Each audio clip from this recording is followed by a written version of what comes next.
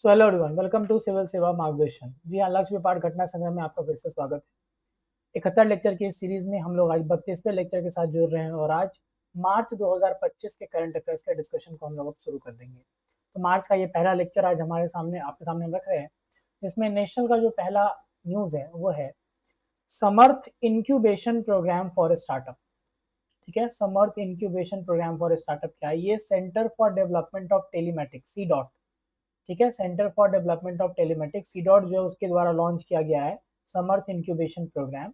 और ये क्या करेगा? ये जितने भी स्टार्टअप्स हैं भारत के टेलीकम्युनिकेशन और आईटी सेक्टर में उनको सपोर्ट करेगा। किस तरह से? तो इनोवेशन और टेक्नोलॉजिकल एडवांसमेंट पे फोकस करके, और साथ ही साथ ये सस्टेनेबल और स्केलेबल बिजनेस मॉडल को इनकरेज कर रहा है। तो स्टार्टअप्स को इनकरेज करेगा कि आप नेक्स्ट जनरेशन टेक्नोलॉजीज को अपने यहाँ पे अपनाइए। ये एक कोलैबोरेटिव एफर्ट है सॉफ्टवेयर टेक्नोलॉजी पार्क्स के साथ, अगर आप देखेंगे सी डॉट का। और जो की एरियाज रखा गया है इसमें फोकस करने के लिए, वो एरियाज हैं आपको अगर आप देखेंगे तो telecom software application, cyber security, 5G 6G technologies, AI, internet of things और क्वांटम टेक्नोलॉजी, ये सब इसमें फोकस एरिया के रूप में रखा गया है। Samarth incubation programme for startup C dot का है। ठीक है, then increase in the salary of member of parliament. तो गवर्नमेंट ऑफ इंडिया ने नोटिफाई कर दिया है कि 24% जो है सैलरी और पेंशन जो मेंबर ऑफ पार्लियामेंट और एक्स पार्लियामेंटेरियंस है उनका 1 अप्रैल 2023 से लागू हो चुका है। जो सिटिंग एमपी हैं उनको अब मंथली सैलरी जो है वो 1.24 लाख मिलेगा, जो पहले 1 लाख रुपए मिलता था, 1,24,000 अब मिलेगा। पेंशन जो है फॉर्मर एमपीज का वो 25,000 से बढ़ाकर 31,000 पर मंथ कर दिया गया है। और ये इंक्रीज नोटिफाई किया गया है किस कानून के अंदर? Salary allowances and pension of member of parliament act. अगर आप बात करें मेंबर ऑफ पार्लियामेंट के सैलरी की, तो ये पार्लियामेंट डिसाइड करता है। कौन डिसाइड करता है? पार्लियामेंट डिसाइड करता है। आर्टिकल 106 के अंदर ये पावर दिया गया कि पार्लियामेंट कानून लाकर इनकी सैलरी अलावेंसेज को डिसाइड कर सकता है। और एक चीज ध्यान दीजिएगा कि ये एक्सपेंडिचर जो है these are not charge expenditure, मतलब कि ये वोटिंग के लिए भी रखा जाएगा और ये कम भी हो सकता है। So these are not charge upon consolidated fund of India. ठीक है, चलिए इंटरनेशनल न्यूज पहला देखें तो UN80 इनिशिएटिव, UN80 इनिशिएटिव देखिए क्या है। तो यूनाइटेड नेशन के जो सेक्रेटरी जनरल है एंटोनियो गुटेरेस, उन्होंने इस इनिशिएटिव को लॉन्च किया है। ये क्या है? एक कॉम्प्रिहेंसिव रिफॉर्म एजेंडा है जो क्या चीज के ऊपर फोकस कर रहा है कि जितने भी यूएन के अंदर रिफॉर्म्स की जरूरत है उसको इंश्योर करते हुए ताकि वो इफेक्टिव रह सके, कॉस्ट एफिशिएंट बन सके, और जितने भी लोगों की जरूरत है जो उसमें काम करते हैं, जितने लोगों के लिए वो काम करता है, उसको ये कहीं ना कहीं सर्व करने में उसके प्रति रेस्पॉन्सिव रहे।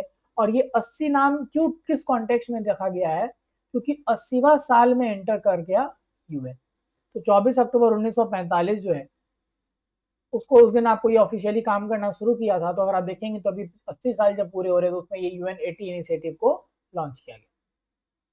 ओटावा कन्वेंशन, देखिए नाटो मेंबर्स जो पोलैंड, लिथुआनिया, लातविया और इस्टोनिया है, उन्होंने अपना प्लान अनाउंस किया है कि वो ओटावा कन्वेंशन से विड्रॉ कर लेंगे।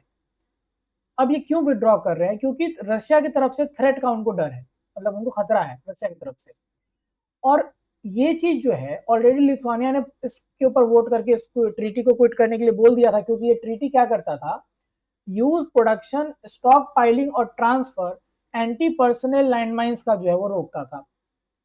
अब क्योंकि उनको थ्रेट है रशिया से, तो ये रिस्ट्रिक्शन जो उसके ऊपर लग रहा था वो इससे बचना चाहते थे, इसी कारण से इन्होंने इससे विड्रॉ करने का नोटिफाई किया है। ठीक है, इंडिया इसका सिग्नेटरी नहीं है, ध्यान रखना, आपसे क्वेश्चन पूछ देगा ओटावा कन्वेंशन किससे रिलेटेड है। ठीक है, बस इतना आपको जानना है। फिर आया बिहार स्पेशल में बिहार दिवस।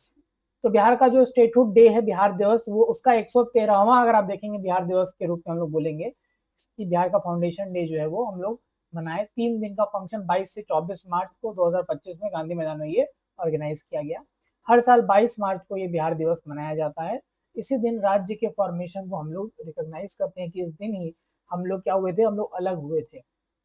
ठीक है, बंगाल से हम लोग इसी दिन अलग हुए थे 1912 में। तो उसी के कॉन्टेक्स्ट में ये जो है आपको ये बिहार दिवस का सेलिब्रेशन शुरू किया गया। हालांकि शुरू तो किया गया आपको इधर रिसेंटली ही, पिछले डिकेड में ही, लेकिन हम लोग इसको 1912 जो बिहार का हमारा स्थापना दिवस था उसके अकॉर्डिंग इसको कमेमोरेट कर रहे हैं। इस बार के अगर सेलिब्रेशन की हाईलाइट कर देखें तो थीम जो था वो था एडवांस्ड बिहार डेवलप्ड बिहार, ठीक है। और इस दौरान कुछ किताबें अगर आप देखेंगे जैसे disaster risk reduction road map Bihar का, फिर सीएम स्कूल सेफ्टी प्रोग्राम, ये सब इस दौरान सीएम ने लॉन्च किया, ठीक है। देन बिहार कृषि मोबाइल ऐप, तो बिहार का एग्रीकल्चर डिपार्टमेंट जो है उसने उसको गोल्ड अवार्ड मिला है क्या चीज के लिए, बिहार कृषि ऐप के लिए। एक है क्या, ये एक यूनिफाइड डिजिटल प्लेटफॉर्म है, एक ऐप है जहां पर फार्मर्स को जितनी भी एग्रीकल्चर रिलेटेड सर्विसेज और इंफॉर्मेशन है वो सब का एक्सेस दिलाया जा रहा है। तो रिड्रेसल से लेकर मार्केट प्राइसेस, फिर उसके बाद आपको जितने भी गवर्नमेंट स्कीम है, सब्सिडीज हैं, कोई प्रॉब्लम है तो आप ग्रीवांस लॉन्च करो, हर चीज, सॉइल हेल्थ के बारे में जानकारी, सब कुछ इस ऐप के थ्रू बिहार के दिया जाता है, इसीलिए इसको अवार्ड मिला है गोल्ड अवार्ड। कहाँ से, अगर आप देखेंगे जो गवर्नेंस के फील्ड में अवार्ड मिलता है उसमें, ठीक है। Ramsar award for wetland wise use, ठीक है। तो रामसर अवार्ड एक दिया गया वेटलैंड वाइज यूज के लिए, किसको, जयश्री वेंकटेशन, जो केयर अर्थ ट्रस्ट के फाउंडर हैं, और ये पहले इंडियन बने जिनको Ramsar award wetland wise use का दिया गया है। तो ये फर्स्ट ऐसे आपको इंडियन बनी, और ये बहुत सिग्निफिकेंट क्यों हो जाता है, क्योंकि इंटरनेशनल वुमेन्स डे के साथ कोइंसाइड किया गया इवेंट, और ये उनके रोल को दिखाता है कि वुमेन का रोल भी इन्वायरमेंटल प्रोटेक्शन में कितना इंपॉर्टेंट है। टोटल 12 लोगों को दिया गया ये वेटलैंड प्रिजर्वेशन के लिए अवार्ड, जिसमें की एक इन्विटेशन भी थी इंडिया से, ठीक है।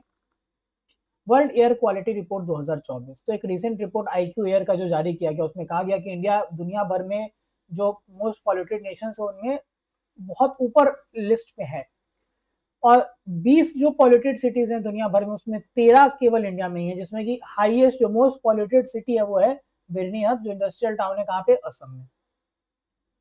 कुछ इंप्रूवमेंट दिखा है पिछले रैंकिंग से, लेकिन अगर आप देखेंगे तो India ranks as a 5th most polluted country. 23 में थोड़ा सा इंप्रूवमेंट इससे दिख रहा है, लेकिन PM 2.5 का कंसंट्रेशन जो 7% से ही घटा है केवल। और जो कुछ इंपॉर्टेंट अगर आप देखेंगे जो रिपोर्ट में हाईलाइट किया गया है पॉल्यूटेड सिटी में, तो उसमें बिरनीहाट, दिल्ली, मुलानपुर, फरीदाबाद, लोनी, न्यू दिल्ली, गुरुग्राम, गंगानगर, ग्रेटर नोएडा, भिवाड़ी, मुजफ्फरनगर, हनुमान नगर और नोएडा, ठीक है। नेक्स्ट, एक्सरसाइज खंजर 12, तो 12वां एडिशन जो इंडिया और किर्गिस्तान का ज्वाइंट स्पेशल फोर्स का एक्सरसाइज है, जिसको खंजर 12 बोलते हैं, मतलब 12 इसका एडिशन का नंबर बोला गया, वो 10 से 23 मार्च को किर्गिस्तान में कराया गया। ये एक एनुअल इवेंट रहा है 2011 से, और अल्टरनेट ईयर्स में ये एक कभी इंडिया में कभी किर्गिस्तान में कराया जाता है। इंडियन साइड से अगर आपको दिखेगा तो पैराशूट रेजिमेंट पार्टिसिपेट किया, जबकि किर्गिस्तान साइड से अगर आप देखेंगे तो किर्गिज स्कॉर्पियन ब्रिगेड ने पार्टिसिपेट किया था, ठीक है। पूछेगा खंजर जो एक्सरसाइज है वो किस दो कंट्री के बीच का है, ठीक है।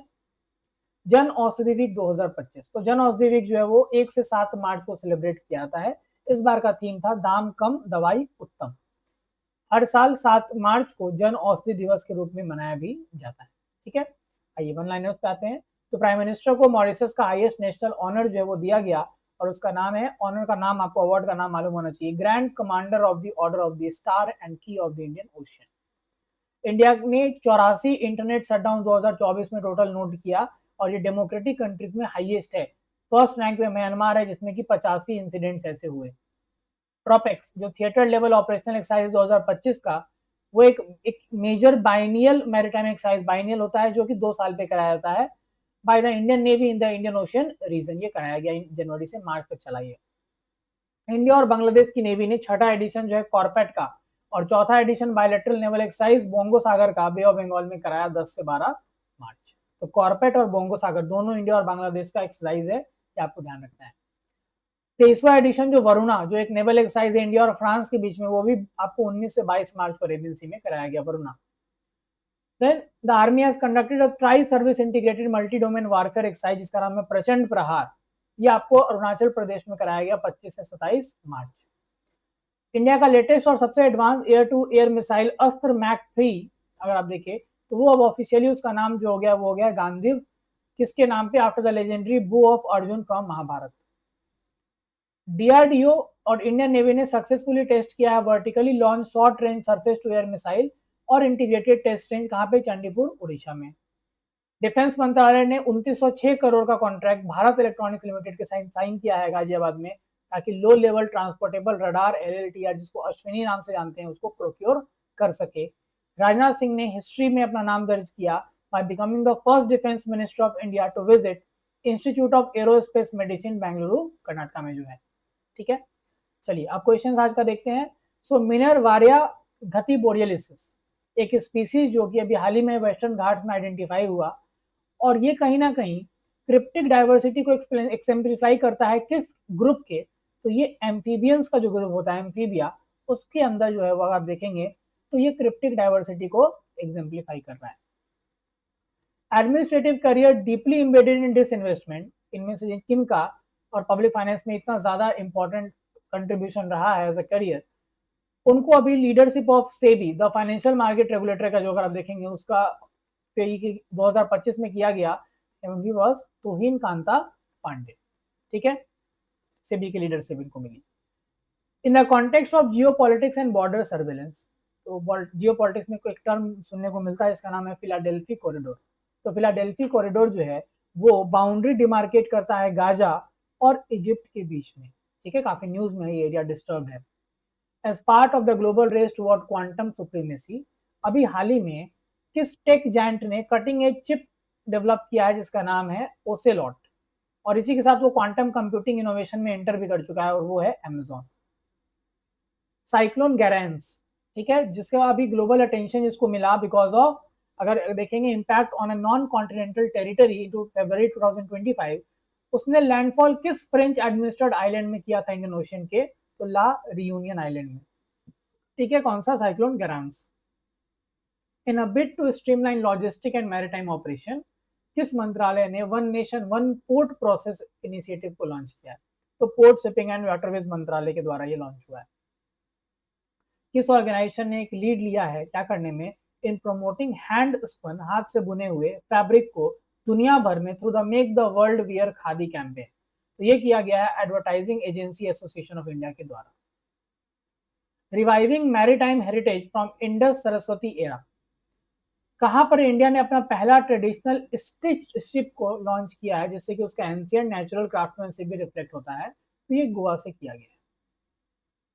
केप वल्चर, जिसको हमेशा स्पॉटलाइट किया जाता है इकोलॉजिकल रोल के लिए एज एन स्कैवेंजर, इसको कंजर्वेशन कंसर्न इसको फेस करना पड़ रहा है। इसका आईयूसीएन स्टेटस क्या है, इसका आईयूसीएन स्टेटस है वल्नरेबल। और लास्ट आर्कियोलॉजिकल्स जो है उन्होंने एक न्यूलिथिक टिम्बर स्ट्रक्चर 2025 में खोजा है जो कि एंशिएंट रिचुअलिस्टिक सर्कल जैसे स्टोन हेंजे के रिफ्लेक्ट करता है। ये किस नदर्न यूरोपियन नेशन में खोजा गया है, तो ये डेनमार्क में खोजा गया है। ठीक है, तो ये हमारा आज का डिस्कशन था, और मार्च के सेकंड पार्ट के साथ हम लोग कल जुड़ेंगे। तब तक आप लोग देखते रहिए, प्लेलिस्ट में जाकर आप आराम से पुराने लेक्चर्स भी देखिए। हमारा अक्टूबर से फरवरी तक कंप्लीट हो चुका है, आप उसको भी जाके देख सकते हैं। ठीक है, थैंक यू।